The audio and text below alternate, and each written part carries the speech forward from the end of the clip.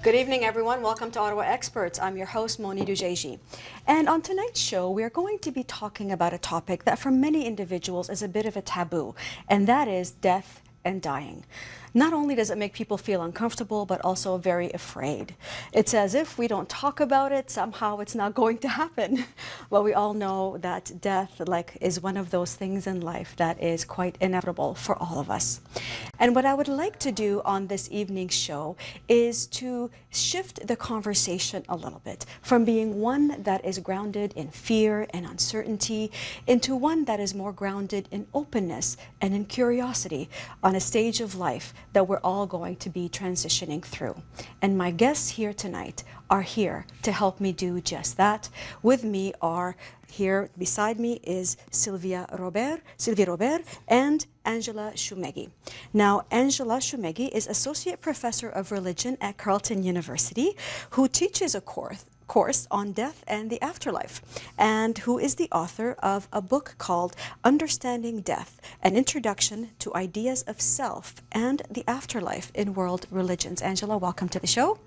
And Sylvie Robert, who among her many titles is a Chopra Center certified instructor for primordial sound meditation, and interestingly is a certified instructor for a course called Dying Consciously, which gives families and individuals the tools to assist another individual to die with grace and dignity. Ladies, thank you and welcome to the show.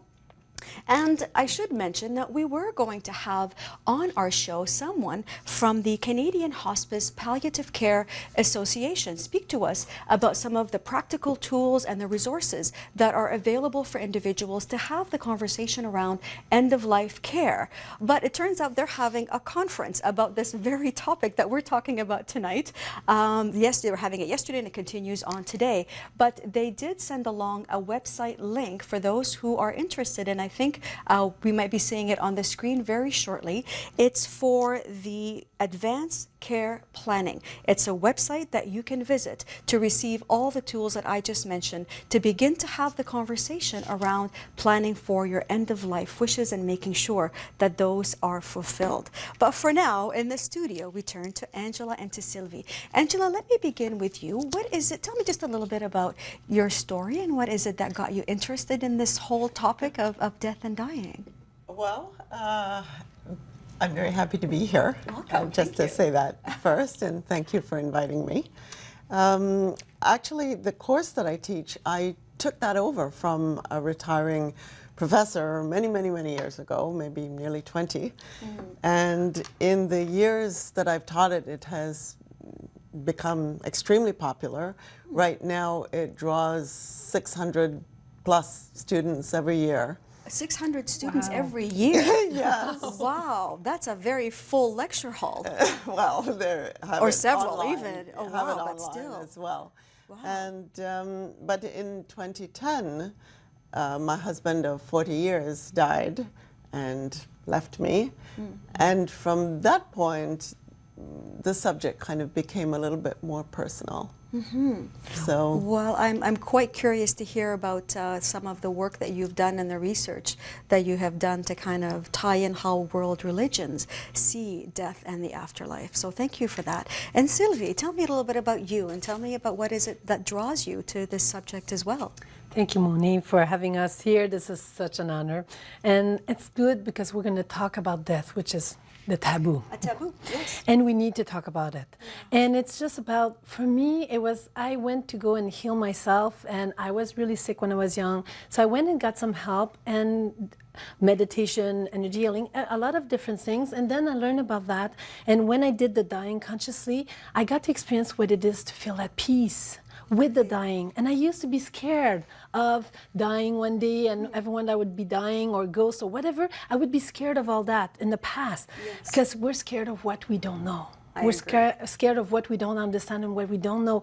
And then when I got to experience it, I was like, oh, it's just peace and love. So because of that, it was just like, oh my God, I want to bring peace and love, and I want to help people to go through this easily. and teach people how to do that with their loved one and their family. So to bring more teachers, more people that can help in the world to just make a difference. So that's why I wanted to just, it was a good tool to bring peace to the world. And so you began with yourself, essentially, yes. because you were going through experiences where you were afraid of what death is all about, and you didn't know what was on the other side. And not that many of us know exactly what's on the other side, but I'm glad that we're having this conversation as well. Because as I say, I think this subject today is perhaps what sex was in the Victorian era. It was just one of those things that you just absolutely don't speak about, even though we know that this is something that obviously affects all of our lives. So why do you think it is that we have such a hard time speaking about this subject? Angela, do you have some thoughts on that? Well, I think that one of the problems is that death is as you said, it's inevitable, and so everybody knows we're all going to die, and there's nothing I can do about that. Yeah. So in a lot of ways, I think there's a tendency to push it aside, because the thinking is that let me pay attention to life, where I can have some control and I can do something about it. Yes. And so we tend to ignore death, but the problem with that is that it creates a bifurcation between life and death, and then and that is not the reality, because the reality is that death is born with life. Like, they're completely interwoven. So I think that sometimes we don't think about death because we feel that there is nothing we can do about it. So we feel as if we have absolutely no control.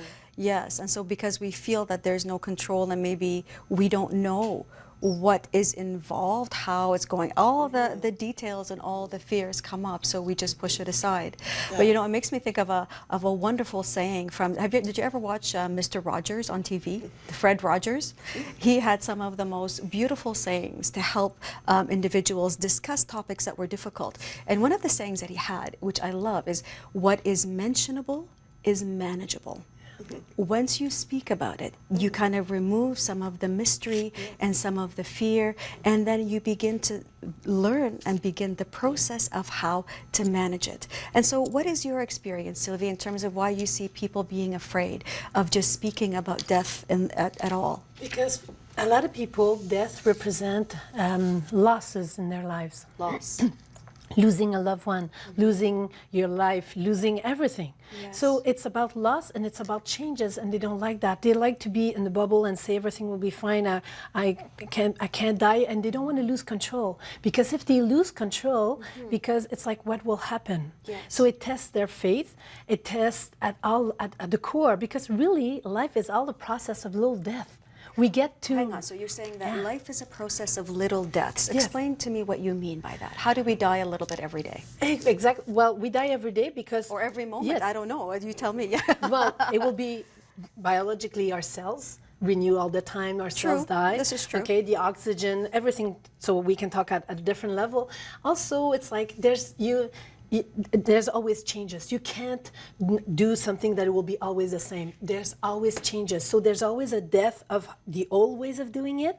And then it's like, oh my God, now something new is coming in. So it's all about a mini death, or releasing, okay, you had anyone that had a heartbreak or lost a job or something. So it's a death of the situation where we were with before, but now it opens up the door to new situation, to new job, to new life, a new way of looking at life. Yes. Sometimes we're scared of changing the way we look at life, or opening our heart, because if we open our heart, all the feelings we stored inside will get out, and we can't control it, and we have to look good because we would be judged. But you know what?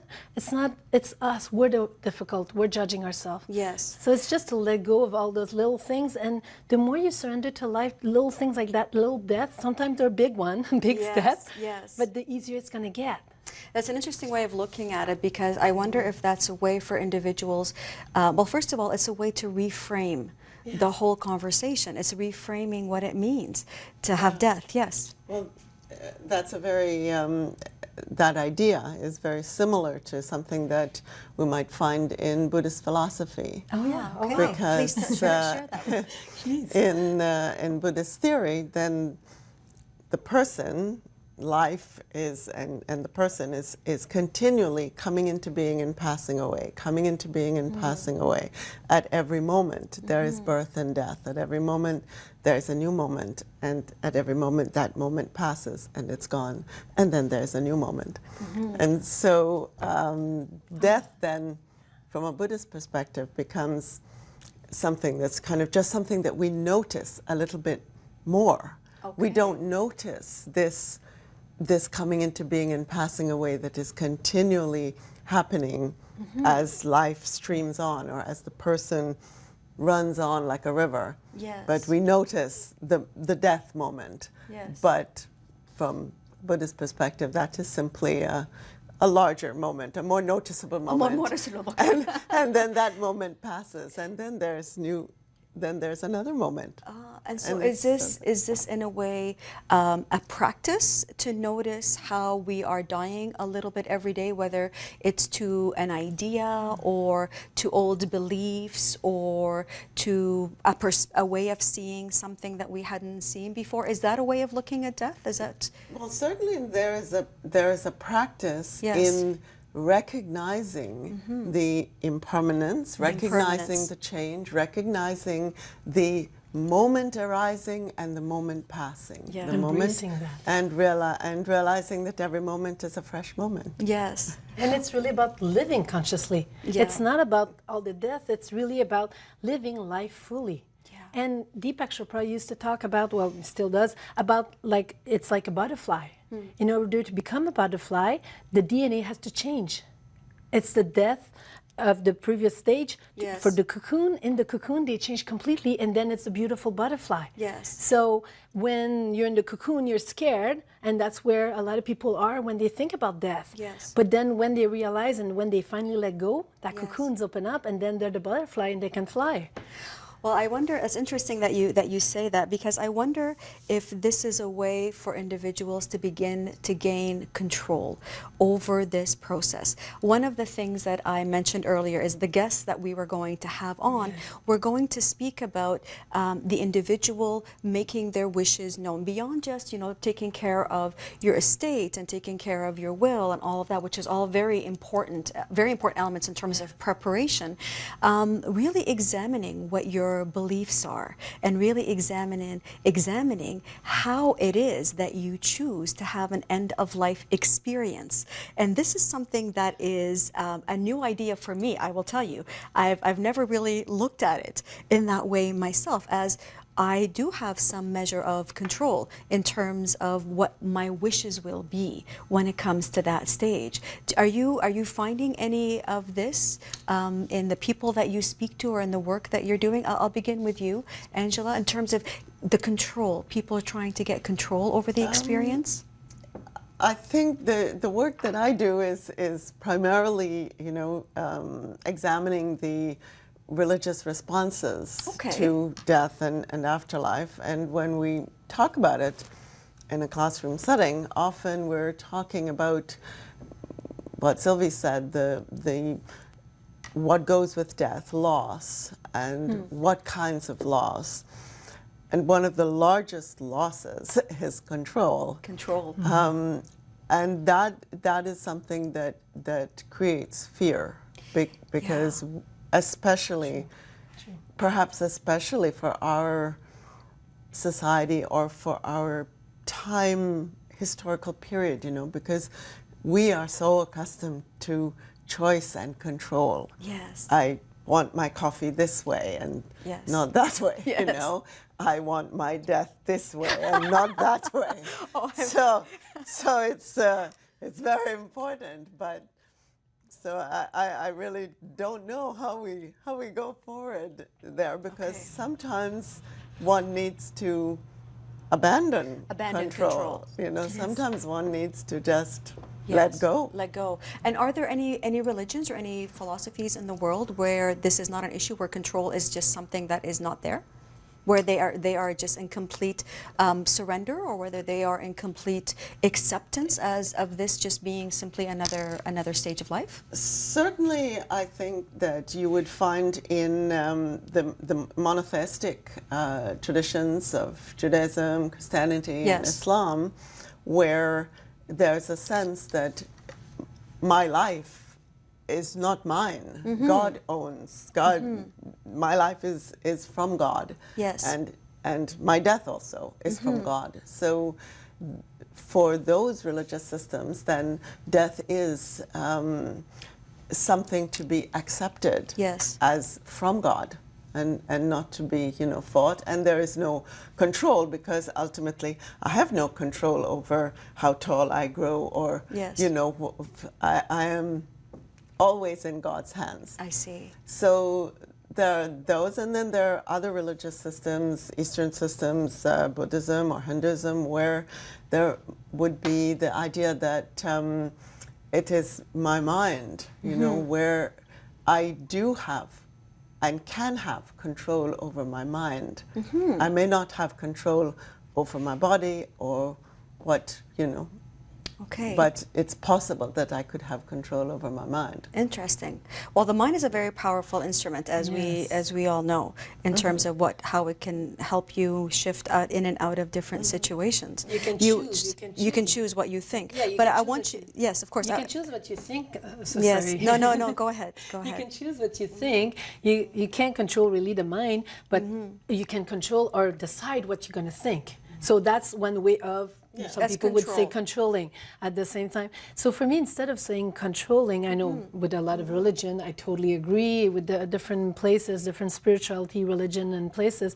For me, it's not about control. It's about deciding what you want in your life, what you want to create for the end of your life. Okay. So because you can't control it 100%. You decide your part, so you do your 50%, and God, the universe, or Mother Earth, depending what is your religion, your spirituality, will do the rest, because you can't control 100%. But you can decide, okay, I would like to have this, and you can prepare in advance everything financially, legally, everything. So, and you can start talking with your family, and that way, and you can let them know what you want for the end of life. If you don't let them know, even if you decided something, they might not know. Yes. Okay? It's like organ donor. If you don't let them know, they might not know. So it's like for everything, you decide what you want to create and how you would love to have it. Yes. And then it's about embracing and just going with the flow with what will be. Yes. At least you said what you would like to have and it's perfect, and it's important to do it when you're young, before you lose and you have dementia or you start to be too weak to talk. Let the loved one in your family know what you would like, what you're interested in, and care at the hospital, everywhere. Yes, and I think this is a good opportunity to remind people about the advanced care planning that we mentioned earlier on, and the website that they have, so that you can go and get the resources to learn how to begin to have a conversation that most people just want to avoid. Exactly. Most people just are simply uncomfortable, as we mentioned earlier on, with beginning to have this conversation.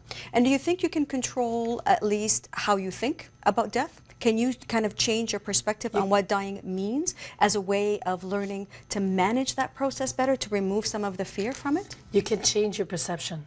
How can we I know we talked about the little deaths. We talked about looking at it as a way of just, we are dying all the time in a way, if you look at it in that way. Is there another little thing that you can give us before we go to break, because we have to go to break in about a minute or so? A way of redefining death, a way of changing our mind about it. Because really, our soul doesn't die. It's just a body that dies. It's a body that dies. Exactly. So our soul will leave to go somewhere else, depending what you believe and where you decide to go.